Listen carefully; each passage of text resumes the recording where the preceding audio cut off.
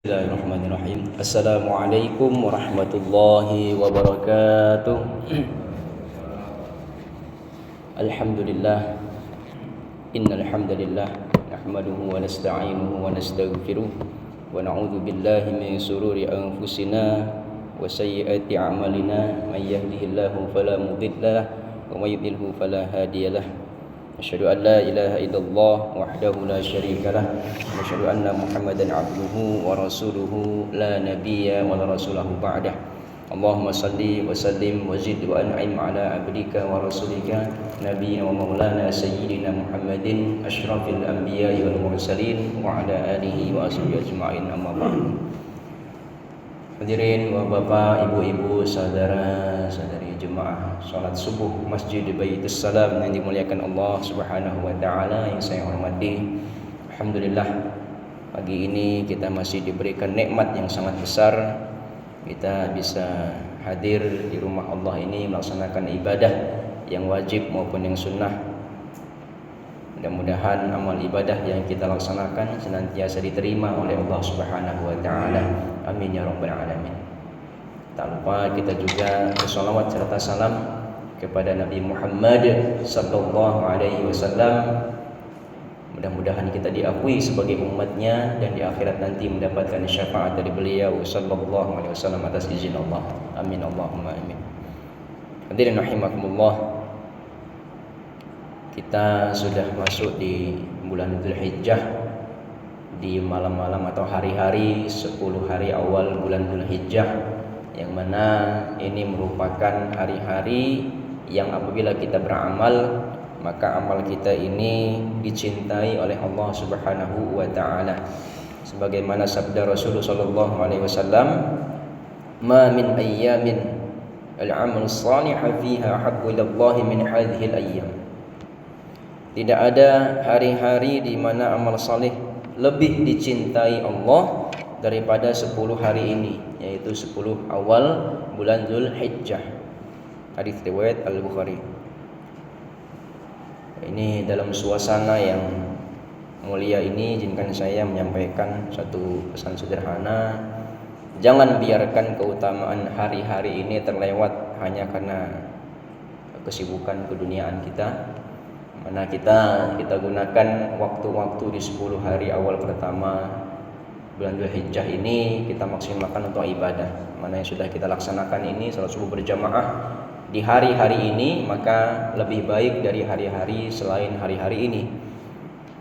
Ibadah yang kita laksanakan di bulan-bulan Dzulhijjah, di bulan Muharram, di bulan yang dimuliakan Allah, itu dimuliakan oleh Allah dibandingkan bulan-bulan yang lainnya.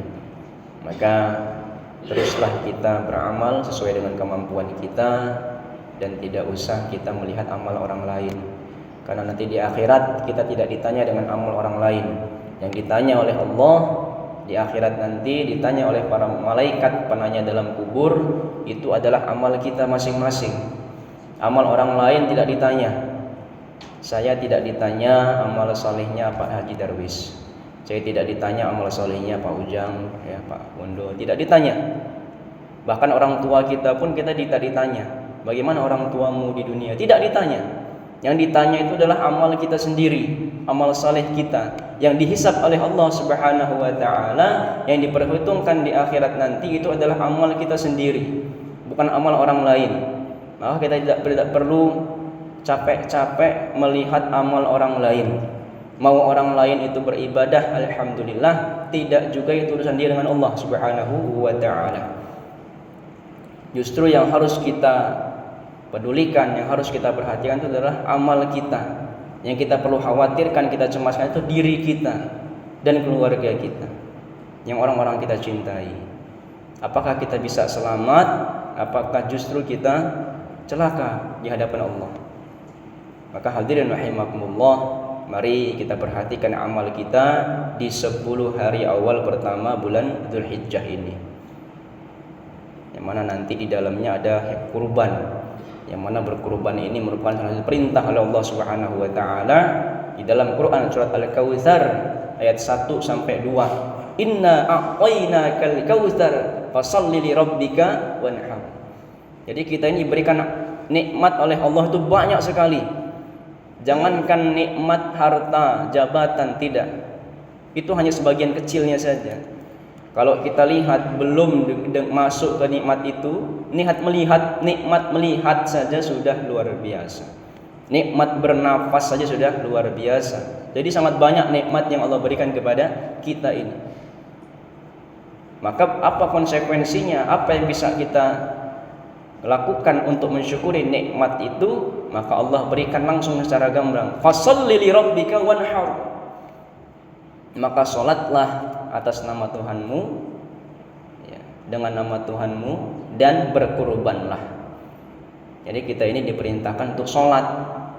Maka kalau kita tidak mau salat, maka kita belum bersyukur kepada Allah Subhanahu wa taala. Dan selain itu kita juga dianjurkan untuk berkurban. Nah, berkurban ini sesuai kemampuan kita.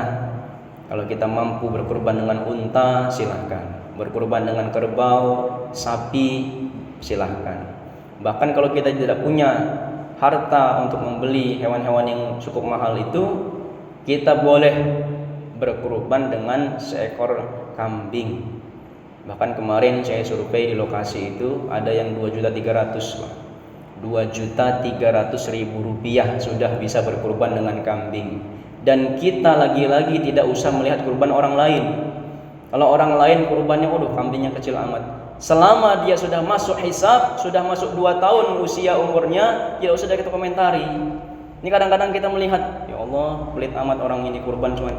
Nah, ini yang kadang-kadang melemahkan orang beribadah. Ya. Jadi jangan kita mengomentari amal orang lain tadi. Kalau orang lain hanya bisa berkurban dengan seekor kambing yang mungkin kita lihat secara fisik mungkin tidak terlalu besar, tidak usah kita komentari. Kita bersyukur kepada Allah, luar biasa orang ini, dia berusaha untuk bisa berkurban. Dia sudah menunjukkan bagaimana buktinya dia bersyukur kepada Allah. Bahkan kalau dia tidak bisa berkurban, tidak usah kita komentari lagi. Pelit amat orang yang tidak mau kurban. Jangan seperti itu. Islam tidak mengajarkan seperti itu. Islam mengajarkan kita saling menghargai, menghormati. Minimal dia bantu ketika kegiatan kurban itu. Tidak datang dia kita cari alasan lain. Mungkin dia sakit, mungkin dia ada keperluan dan seterusnya. Jadi kita selalu cari 1000 alasan terhadap orang lain. Tapi kalau untuk kesalahan kita sendiri jangan cari alasan. Ini kadang-kadang kita kebalik. Kesalahan orang lain kita tidak mau mencari alasan. Tidak pernah melihat uzur dia, halangan apa yang mungkin dia miliki ketika dia tidak bisa beribadah. Tapi kalau kita sendiri tidak bisa, mungkin kita cari alasan-alasan pembenaran diri sendiri. Istilah terbalik. Justru kita balik. Ketika orang berbuat salah, kita cari 1000 alasan dia melakukan kesalahan itu. Kalau kita berbuat salah, jangan cari walaupun sedikit pun alasan untuk kita membenarkan diri kita sendiri. Itu caranya. Jadi Islam mengajarkan seperti itu. Maka hadirin rahimakumullah, inilah yang dilakukan oleh orang-orang yang beriman, orang-orang yang selalu beribadah kepada Allah dengan ikhlas. Ya. Bagaimana dia bisa melihat amal dia sendiri? Selain berkurban di 10 hari awal terakhir, di 10 awal pertama Dzulhijjah ini juga kita diperintahkan untuk memperbanyak takbiran.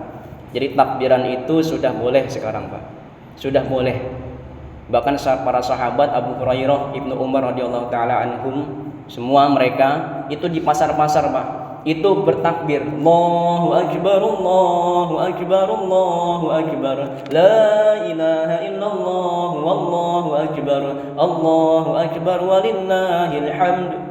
Takbir mutlak. Jadi boleh, kita itu sudah mulai boleh takbiran sekarang ini. Ini bukan bid'ah. Jadi jangan ada kita bilang bid'ah dia. Belum masuk lebaran haji sudah takbiran. Tidak, justru di 10 awal pertama ini sudah boleh kita takbiran itu. Tapi itu takbir mutlak. Maksudnya tidak ditentukan waktunya, ditentukan tempatnya. Nah, masuklah kita takbir muqayyad nanti ketika sudah masuk 10 Dzulhijjah. Yaitu sudah masuk hari nahar. Nah, itu yang kita setiap setelah sholat subuh, setelah sholat maghrib, setelah isya, setelah zuhur, asar itu kita pasti ada takbiran sampai hari tasyrik, hari ke-13 Dzulhijjah di asar itu terakhirnya. Yaitu takbir muqayyad, dia ditentukan waktunya. Tapi sekarang ini karena kita sudah masuk di 10 awal pertama bulan Dzulhijjah ini, kita sudah boleh takbiran. Takbirannya tapi tidak ditentukan waktunya. Ya di rumah-rumah boleh kita ajak anak-anak kita takbiran, di pasar-pasar boleh. Boleh sekali karena itu merupakan sunnah bukan bid'ah. Kemudian yang ketiga yang bisa kita amalkan di 10 hari awal pertama bulan Dzulhijjah ini adalah berpuasa. Ada 3 tingkatan. Yang paling bagus itu dari hari pertama sampai tanggal 9 Dzulhijjah kita puasa. Ini yang diamalkan oleh Rasulullah sallallahu alaihi wasallam. Ini yang bisa. Tapi kalau tidak bisa, paling minimal kita puasa di tanggal 8 dan 9 Dzulhijjah. 8 itu puasa tarwiyah, 9 Dzulhijjah itu puasa Arafah. Yang mana keutamaan daripada puasa Arafah itu adalah mengampuni dosa-dosa kita setahun yang lalu dan setahun yang akan datang. Menurut para ulama, dosanya adalah dosa-dosa yang kecil. Kalau dosa-dosa kecil diampuni oleh Allah. Ini luar biasa. Rahmat Allah Subhanahu wa taala.